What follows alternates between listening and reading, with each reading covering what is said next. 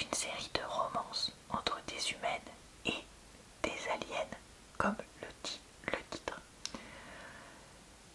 J'avais déjà présenté les tomes 1 et 2 de cette série que je lis vraiment pour la rigolade. Donc vous pourrez retrouver ça en barre d'infos, commentaires épinglés dans le i en haut de l'écran. De même que d'autres avis sur des livres, puisque j'en fais très souvent. Donc n'hésitez pas à regarder ça si ça vous tente. Comme toujours dans ce genre de vidéo, je vais commencer par lire le résumé avant de vous lire un extrait du livre et de vous donner mon avis dessus. Comme ce livre est traduit en français, on va avoir la chance d'éviter mes traductions hasardeuses que je peux faire, ce qui est pas plus mal. Je devrais être contente d'être bloquée sur la planète de glace. Ici, les femmes humaines sont chéries et un alien en particulier me désire plus que tout. C'est difficile de repousser le sexy et charmant Ae Ako quand tout ce dont j'ai envie, c'est de l'attraper par les cornes et le laisser m'emmener vers ses fourrures. Pour Ae Ako, c'est maintenant le moment de faire valoir ses droits. Peu importe que son QI ne chante pas en ma présence. Il est déterminé à faire de moi sa compagne. Mais j'ai un terrible secret. Les aliens qui m'ont enlevé sont de retour. Et grâce au traducteur dans mon oreille, ils peuvent maintenant me retrouver. Ma présence met tout le monde en danger. Mais comment abandonner ma nouvelle vie et l'homme que je veux plus que tout? Alors, je vais cacher exprès les 3 premières lignes, un peu trop explicites à mon goût, du livre, et j'arrive à le claquement d'une fessée retentit dans mon traducteur, et je grommelle en couvrant ce maudit appareil de mes mains. Je roule sur le flanc pour l'enfouir dans l'oreiller que j'ai confectionné de briques et de broc, mais je ne fais que l'enfoncer encore plus loin dans mon canal auditif, et une douleur fulgurante me traverse le crâne.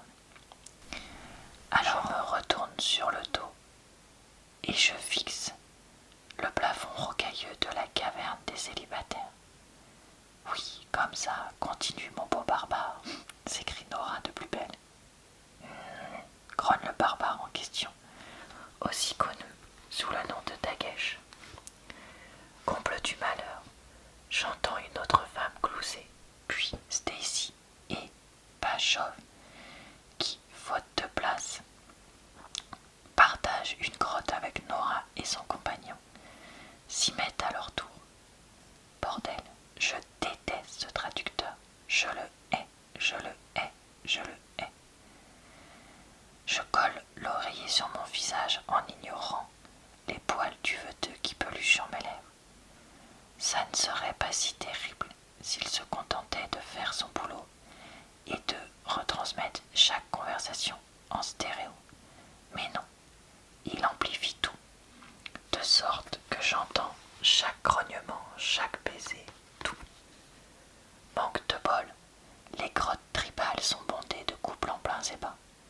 Depuis qu'on s'est écrasé ici, on doit porter ce que les aliens appellent un QI, un symbiote qui permet aux humains de survivre malgré la toxicité de l'atmosphère. L'un de ces inconvénients, c'est qu'il décide avec qui et quand vous devez vous unir, et il n'y a aucun moyen de s'y dérober. Dans la mesure où cette tribu compte 4 fois plus d'hommes, aussi appelés Sakui, que de femmes, je ne suis pas étonné que les accouplements se succèdent. Sur les 12 survivantes du crash, 6 ont trouvé leur âme sœur. Ce n'est pas mon cas. Parfois, je ne peux pas m'empêcher de me sentir rejeté parce que mon QI reste silencieux. Quand il identifie votre partenaire idéal, il se met à vibrer. C'est un genre de ronronnement mais plus mélodieux. Les SAQI disent qu'il résonne. Un mâle ne résonnera que pour sa femelle et vice-versa. Malgré fait ses impératifs. Toutes celles qui se sont mises en couple nagent dans le bonheur. Georgie adore son alien Vectal, le chef de la tribu. Mon amie Liz a une attitude farouchement protectrice envers son compagnon Raa Hosh.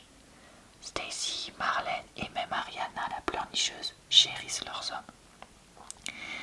Et si je me fie au bruit que j'entends, il est évident que Nora passe un bon moment. Toutes les laissées pour compte, c'est-à-dire celles qui ne se sont pas accouplées, sont entassées dans une grotte. J'ai eu la chance d'hériter de l'alcôve dans le coin, garnie d'un rideau pour plus d'intimité. Malheureusement, il n'aide en rien à étouffer les sons. J'entends absolument tout, notamment lorsqu'une fille se faufile pour rejoindre un mec, comme Claire en ce moment. Claire était l'une des filles des caissons. De ce fait, je ne la connais pas aussi bien que les autres. Durant notre rapt, certaines d'entre nous étaient maintenues en stase, isolées du monde extérieur, dans des capsules fixées aux cloisons. Les autres, dont Lise, Georgie et moi, étions parqués comme du bétail dans une cale crasseuse et exiguë. On y a vécu pendant des semaines. Ce genre de situation, ça crée des liens. Elle me manque. Je ne connais pas Claire aussi bien qu'elle. Je ne me suis pas rapprochée d'elle malgré tous ces jours passés à se blottir les unes contre les autres, afin de partager la chaleur et à faire fondre de la glace pour avoir quelque chose à boire. Voilà, et bien écoutez, je m'arrête là pour ma lecture. Qu'ai-je donc pensé de ce livre? Bon, on va pas se mentir, hein, c'est un livre vraiment pas très profond, mais vraiment, voilà. Le genre de livre quand même assez particulier, hein, avec donc un certain nombre de scènes intimes et une histoire à dormir debout, avec ces femmes qui se retrouvent sur une planète avec des aliens humanoïdes qui, comme par hasard, avaient très besoin de nouvelles personnes capables de se reproduire et qui sont donc ravis de s'en occuper, avec toujours ce côté un peu destiné, c'est-à-dire que c'est pas vous qui choisissez vraiment la personne avec qui vous allez avoir une relation, mais c'est le symbiote, je crois qu'ils disent ça, qui vit avec vous, qui choisit entre guillemets pour vous. C'est ridicule, voilà, on va pas le redire, mais c'est ridiculement marrant et divertissant. Honnêtement, j'avais beaucoup entendu parler de cette série-là, et c'est vrai que maintenant que j'en suis au 3e, je comprends que, ouais, le côté quand t'as besoin de te divertir complètement et de lire un livre où tu sais que ça va être un peu n'importe quoi du début à la fin, ceux-là sont pas si mal écrits et tu sais que moi je sais que ça ressemblera en rien à ce que je lis, puisque je ne lis pas du tout d'autres livres comme ça. Après, j'ai beaucoup plus apprécié le 3e volet que le 2, parce que le personnage de Kira était vraiment attachant et que dans ce livre il n'y a pas eu que scène intime et scène intime et scène intime, même si le début faisait un peu penser à ça. Non, honnêtement il y en a beaucoup moins que dans le 2. On est plus proche du 1, je trouve, c'est-à-dire qu'il y a quand même un vrai scénario et quelques scènes intimes par-ci par-là, mais c'est pas que ça. Et comme je vous disais, le personnage de Kira, timide, qui a l'impression d'être pas forcément quelqu'un de bien et quelqu'un qui mériterait d'être heureuse, était vraiment attachante. Et je reste vraiment perplexe de repenser au personnage du 2. Surtout la fille, donc c'était Lise, qui m'était mais complètement insupportable. Et vraiment, je comprends pas qu'on ait mis un personnage aussi particulier, aussi vite entre guillemets dans la série. Parce qu'elle est vraiment très on aime ou on n'aime pas. Là où les personnages personnages féminins du 1 et du 3, et masculins d'ailleurs, font beaucoup plus consensus, je pense, et sont beaucoup plus simples à apprécier et à s'identifier. Après, ce que j'ai apprécié dans celui-là et qui changeait un peu, c'était que les deux personnages, pendant, non pas pendant le début de leur relation, justement le QI, donc le symbiote là qui te dit avec qui tu dois te reproduire, qui s'active et ils décident de se rapprocher malgré tout, tant bien que mal. Et ça, c'était quelque chose qui changeait un peu par rapport au reste de la série. Et donc j'ai trouvé ça marrant. Et justement, tu sens que le personnage masculin apprécie vraiment Kira pour sa personnalité. Et ça change un peu du reste de cette série-là. Et ça fait un peu plus livre de romance normal, dans le sens pas avec des aliens. Voilà. Après, est-ce que c'est le livre de l'année? Certainement pas. Est-ce que c'est le meilleur livre de romance? Certainement pas. Est-ce que ça m'a fait marrer et ça m'a changé les idées? Oui, tout simplement.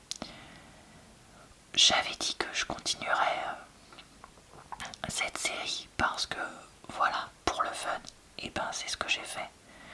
J'ai pas besoin de me précipiter à lire la suite ou quoi. Mais c'est marrant quand on a un petit coup de mou de reprendre. Voilà. Eh bien écoutez, je vais pas développer plus parce qu'il n'y a pas matière à. Mais si vous avez lu les autres, mais enfin, si vous avez lu comme moi le 1 et le 2 et que vous n'avez pas apprécié le 2, le 3 peut peut-être vous faire changer d'avis sur la série et vous la faire reprendre. Voilà. Et si vous n'aimez pas les trucs par jour, et ben ne lisez pas ce livre-là, puisque clairement c'est un livre par jour. Le scénario est irréaliste du début à la fin. Qu'est-ce que vous voulez que je vous dise? Là vraiment, on fait pas semblant. Voilà, voilà, c'est tout pour mon avis.